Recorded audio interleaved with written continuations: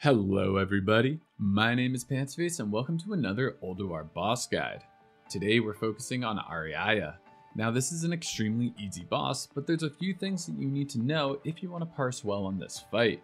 I actually got my first ever 100 parse on this fight a few weeks ago, and it lasted for a day or two, and now it's rank 2. But it was a fun fight and I want to talk about how I did it. Now a lot of it was just based on how my guild did the fight, so I want to talk about that specifically. Now there are 3 main mechanics that can completely destroy your parse in this fight, and I'm going to talk about each of them and tell you how your raid can prevent that from happening, or at least try to minimize the effect that they have on your raid.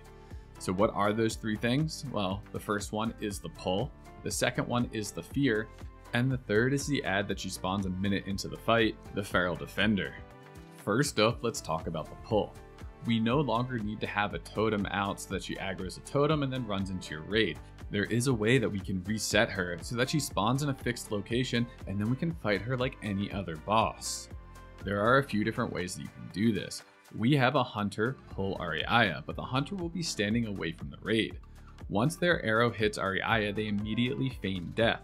Since nobody else was in combat with Auriaya, she immediately despawns. Nobody else can be in combat with her, because if they are, then she will run over and kill them. So the game is just resetting her like you would on any other fight.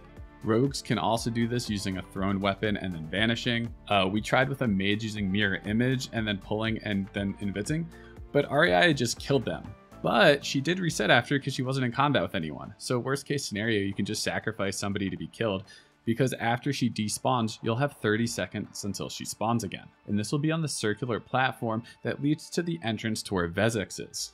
So your raid has time to pre-position and, res or buff anybody who might be needing it if they died.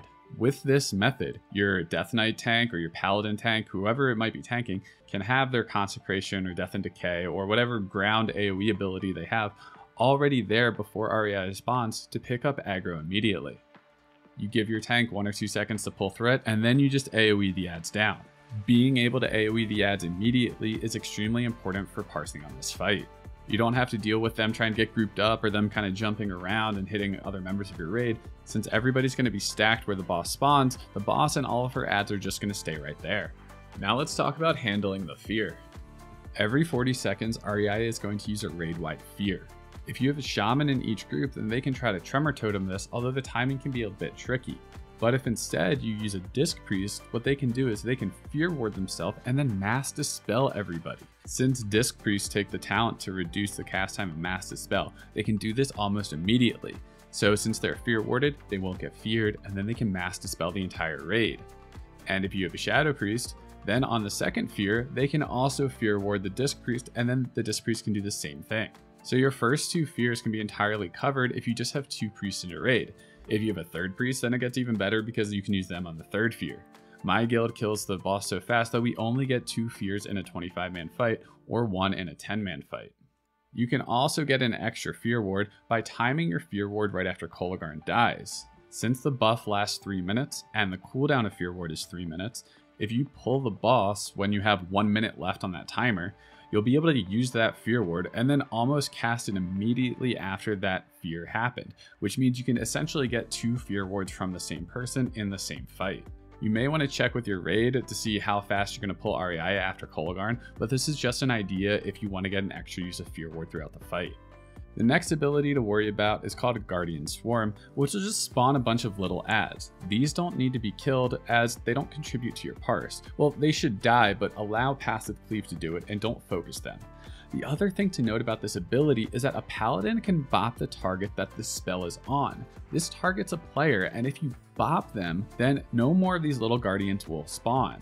Now this isn't necessary at all, but it's a fun little tech that you can do if your holy paladin is feeling up to it. Now the last thing to worry about in this fight is the feral defender. This will spawn a minute into the fight and pounce all over your raid like crazy. It's going to interrupt anyone who's casting, and it's extremely RNG and extremely frustrating. The best thing you can do to minimize the interrupts and the silences from the feral defender is to try to chain stuns on it and hope you kill Auriaya before those stuns wear off. So you want to use your longer stuns such as Hammer of Justice to maximize the amount of time that it's stunned before the DR sets in.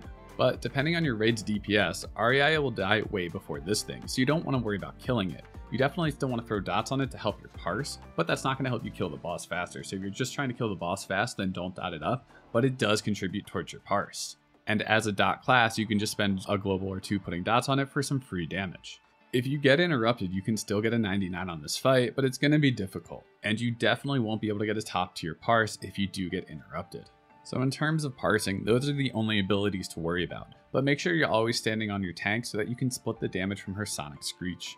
This is an attack that targets the tank but splits damage with everybody that it hits, and it's like an AoE cone ability, so it's everyone directly in front of her. But that's it for this guide. I wish you all the luck in parsing, and my name's Pantsface, and I'll see you in the next one.